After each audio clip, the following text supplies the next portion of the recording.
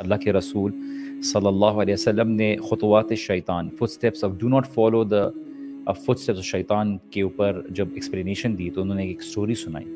کیا سٹوری تھی؟ وہ ایک ایسے عالم کی تھی جو یہودی نیشن کا بہت بڑا عالم تھا. اور یہود وہ قوم ہے جن کے اوپر سب سے پہلے جہاد فرض ہوا. تو اس عالم کے پاس 2 مجاہد آئے. انہوں نے بولا کہ ہم جہاد کے لیے جا رہے ہیں لیکن ہمارے پاس کوئی ایسی جگہ نہیں جہاں پر ہم اپنی بہن کو رکھوا سکیں. کیا آپ اس کی ذمہ داری رکھ لیں گے؟ اس نے بولا کہ میں کیسے رکھ سکتا ہوں، میرے لیے تو یہ بہت ہی جو ہے خطرناک بات ہوگی. تو انہوں نے دیکھی ہمارے پاس اور کوئی ایسا بھروسے کے لائق شخص نہیں ہے جس کے پاس ہم اپنی بہن کو رکھوا سکیں، خیال رکھ سکیں، کیونکہ ہم ایک بہت بڑے کام کے لیے جا رہے ہیں. آپ ایسا کریں، اس کو الگ رکھ لیں. تو اس نے بولا ٹھیک ہے میں کام کرتا ہوں. بہت انسسٹ کرنے کے بعد انہوں نے بولا میں اس کو الگ رکھ لیتا ہوں. اس نے الگ رکھ لیا. اب الگ رکھ لیا تو اس کی ذمہ داری تھی کہ اس نے بولا میں تھوڑا بہت کھانا وانا پہنچا دوں.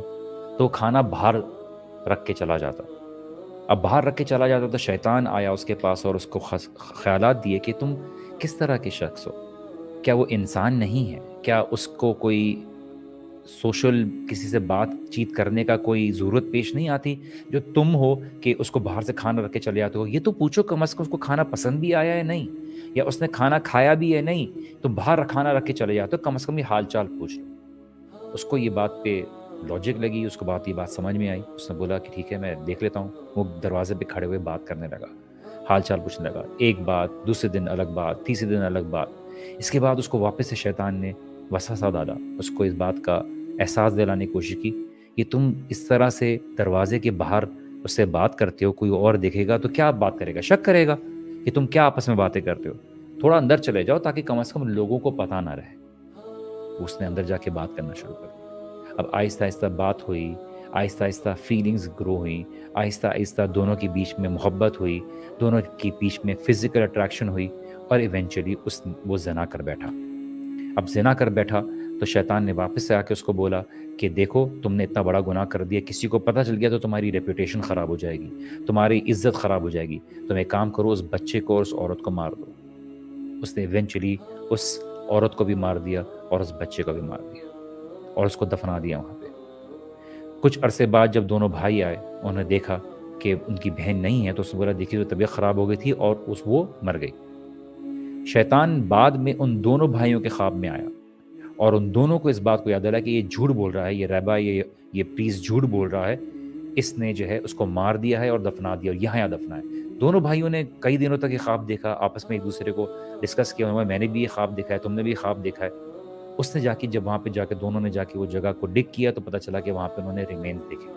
اس کو پکڑا تو اس یہودی عالم نے اقرار کر لیا کہ میں نے یہ بات کی تھی، یہ کام کیا تھا. اب کیا ہوا، کورٹ نے ڈیسیژن دے دیا کہ اس کو موت کی سزا دینی چاہیے. جب موت کی سزا دے دی گئی تو اس کو لے جایا جا رہا تھا موت کی سزا کے لیے، اس کو پھانسی دینے کے لیے، اس کی جان نکالنے کے لیے اس کو لے جایا جا رہا تھا. اس کو باندھے ہوئے تھے اور اس کو رسیوں سے باندھا ہوا تھا. تو اس وقت شیطان آیا ان ایکچوئل فارم اور اس نے یہ بات بولی کہ میں ابھی بھی تمہیں بچا سکتا ہوں. اس میں کیسے؟ اس میں تم مجھے سجدہ کر دو، میں تمہیں بچا لوں گا. اس سے بولا میں سجدہ تو نہیں کر سکتا کیونکہ میں بندہ ہوا ہوں. اس سے بولا تم اپنا سر جھکا لو، میرے لیے کافی ہوگا.